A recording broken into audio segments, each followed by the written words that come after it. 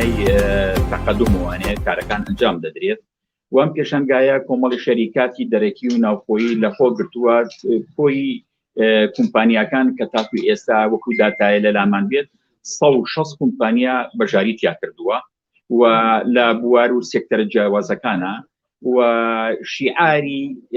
ئەم جارەی پێشەنگای سلێمانی نێودەوڵەتی کە دەوری 14 مینە DBX جێبەجێیەکە لەژێر شیعار و دروشمی ئەوەدایە کە ئەڵێت خۆت بپارێزە با خەڵکی تریش پارێزراوە بێت. ئێمە خۆتان نەزانن لە بارودۆخێکی تایبەتمەندایە وڵاتەکەمان و تەواوی ژیانیشی کردوتەوانێت لەسەر مەسەلەی ڤایرۆسی کۆرۆنا. ئێمە داوامان کردووە لە هەموو لایەنە پەیوەندیدارەکان و کۆمپانیای جێبەجێکار کە تەواو بەرنامەی کارەکانیان لە ڕووی پارێزراوی هاوڵاتیانەوە جێبەجێ بکات لەبەرەوەی کەوا بەڕاستی ئێمە چەند مەسەلەی پێشەنگاکەمان بەلاوە مەبەستا پاراستنی ڕۆح و گیانی خەڵک و هاوڵاتیەکانی خۆمان و میوانەکانیشمان بەلاوە مەبەستا. ئەم پێشەنگایە لە بارودۆخێکی تایبەتە ئەکرێتەوانێ کە خۆتان نەزانن یەکەم عێراق و بە هەرێمی کوردستانی شەوانی کە ناوچەیەکی فیدرالیە لە عێراقی ئیتیحادیە ناوچەیەکە لە ڕووی وەزارەتی خارجی دەوڵەتانی دەرەوانێ ناوچەی سوورە ناوچەیەکی خەتەرناکە کە ڕێگا بە هاوڵاتەکانیان زۆر بە ئاستەمەدەن ڕووبکاتە عێراق و هەرێمی کوردستانیش کە بەشێکە لە وەزعە و لە هەمان کاتیشا خۆتان نەزان بارودۆخی نادروستی ڤایرۆسی کۆرۆناش وەزعێکی ناجۆری دروست کردووە لەوە شەریکاتیش بەڕاستیەکەی خۆتان نەزانن وەزعی عێراق لە ڕووی سیاسیەوانێ بارودۆخەکە زۆر باش نییە شەریکاتیش ئامادەیەتیانە کەوا ڕووکاتە ناوچەیەکەوانەیە کە بارودۆخەکە ئیستقرار و ئارام نەبێت لەبەرەوەی ڕاستە ئەوان بەشن مەساڵحی مادیە ئەگەڕێن بەڵام سەروەت و سەر و ماڵی خۆیانیان بەلاوە مەبەستە کە بێنە ئەم وڵاتەوانێ بە هەر حاڵ ئێمە لەبەرێکەوە ژیان نەوەستاوە ئێمەش نابێ بوەستین ئەبێ لەگەڵ بارودۆخەکەیا بڕۆین ئەم وەزعانە ئەبێ ئیدامی پێبین ئەگەر بێت و بە شێوەیەک بێت وەکو جاران وەکو ساڵانی ڕابردووی پێش کۆرۆنا و پێش داعش ساڵی 2014 لەو ئاستانەیان نەبێ مشارەکەکان بەڵام بەپێی زروفەکان ئێمە توانیمانە کارێک بکەین خۆشبەختانە بەردەوام بین لە کاری پێشەنگایی لە پێناوی پەرژەوەندی شارەکەمان وڵاتەکەمان یەکتر ناساندنی خاوەن کۆمپانیا و وەبەرهێنەرەکان و هاوڵاتیانەکانی خۆمانە و ئەبێ ئێمە کارێ بکەین کەوا ئیکۆنۆمی ناوچەکەمان بەرەو واری نەبین ئەبێ هەموو جهودی بکەین ئەگەر لە ئاستیەکی مامنەوەندە نەوەستێتەوانێ هەرچۆنی بکەین کارەکانمان واهی بێ کێرڤی باری ئیکۆنۆمی لە هەرێمی کوردستانە بەرەو ژوور بەرین. ئەمە کورتەیەکە لەسەر مەسەلەی پێشەنگاکە. وەکو عەرزم کردن پێشەنگاکە لە 25/8 دەست پێکا تاکو ڕۆژی 30/8 ئەکسەری سێکتەرەکانی گرتوتەوانێ لە بواری پشت و کاڵیە لە بواری پیشەسازی ضرورەتی ئەمڕۆیە کەوا هەیە و لە بواری مەسائلی داو دەرمانە یعنی تقریبا نتوانم بڵێم کۆمەڵی سێکتەری باشی گرتوتەوان بوو ئەم بارودۆخە کۆمپانیاکان طبعا ئێمە کە ئەڵین 160 کۆمپانیا بەشداری تیا کردووە کۆمپانیاکان ناوخۆیی و دەرەکیە دەرەکەیەکان زیاتر لە ڕێگەی نوێنەر و نمایندەکانیانەوانێ بەشداری تیاکەن نەک لە ڕێگەی نوێنەری کۆمپانیای دایکەوانێ.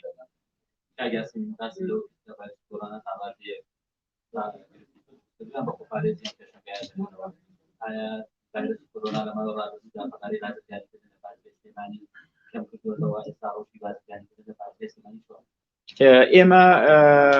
ناتوانین وەکو ئەوەی کەوا بڵین بە ئەگەر دابەزینێک هەبێت بە تەنها هینی ڤایرۆسەکە بووە بەعام عێراق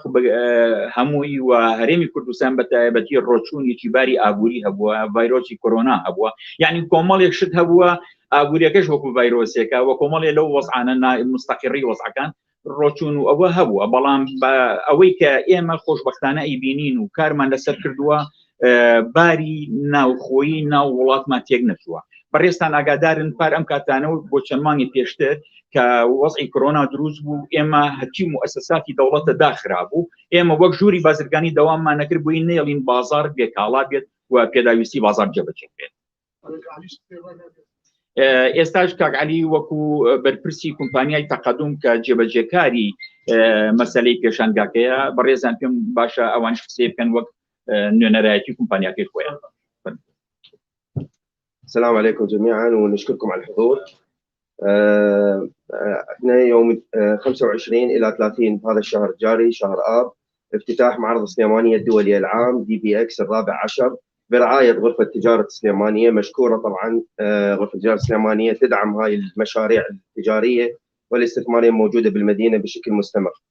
وبرعاية حكومة إقليم كردستان متمثلة بمحافظة السليمانية على دعمها المتواصل أيضا لهذا المعرض. المعرض صراحة بمشاركة 160 شركة محلية وأجنبية من عموم إقليم كردستان ومن عموم العراق، إضافة إلى الدول المجاورة وبعض الدول الأجنبية.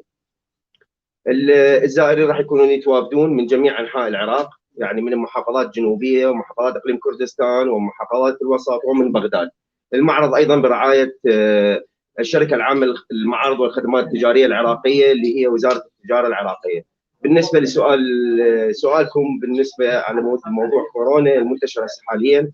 احنا حصلنا موافقة من المحافظة ومن مديرية صحة السليمانية انه يقام هذا المعرض وفق الشروط الصحية، ومثل ما قال كاك ياسين انه شعار المعرض حافظ على صحتك تحافظ على اعمالك. ان شاء الله حاضرين لاي سؤال.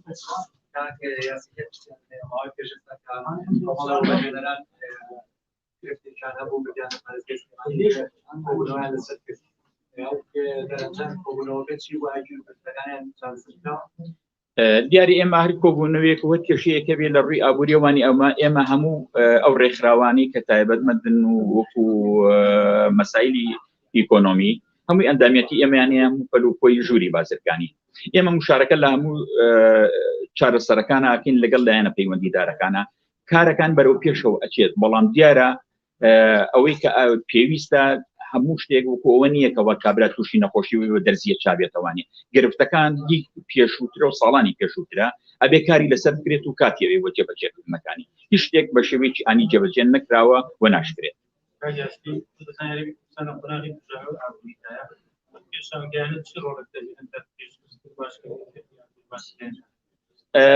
سەرەتا دیارە ئەو کۆمپانیانکەوە بەژاریەکان ئەمە شێوەیەکی تەعاروفی یەکترناسیە لەگەڵ هاوڵاتیەکانی خۆمانە لە سێکتەرەکانی وەبەرهێنان و پیشەسازی و کشتتوکاڵی و هەموو ئەوەیە،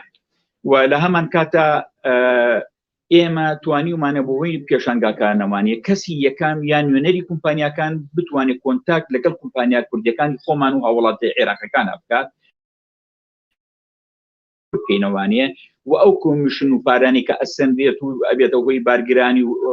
ناجۆری لە مەسەلەکانە ئەو شومەکانە کەم بکەینەوانێ و هەر پێشەنگایەکی شکرێت. ئێستا با بڵین بۆ نمونە تاکو ئێستا و داتیای لە لامانە 160 کۆمپانیا بەژاری کردووە، لەو 160 کۆمپانیایە بەلایانی کەموانی حدود 400-500 کەس مشارەکەی تیاکات خاوەنی کۆمپانیاکان. ئەمە پێویستیان بە نان خواردن و هاتوچۆ و نووسن و شتکڕین و ئەو شومەکان هەیە. ئەگەر جوڵەیەکی کاتیش بێ بۆ لە ماوەی ئەو چەند ڕۆژەیە جوڵەیەکی کاتیە کە ئوتێلەکانە، تەکسیەکانە، بازاڕە، ئەمانە مەطعەمەکانە هەمووی استیفادەی لێکات بەدەر لەوەی کەوا سلێمانی پێشانگاکی کردووەتە مینبەری تەعاروفێکی ناوخۆیی و دەرەکی لە ناساندنی کەسایەتیەکان، کلتوری شارەکە، کلتوری کوردی و منطقەکان. سەرچاومانە زۆر بەخێر بێت.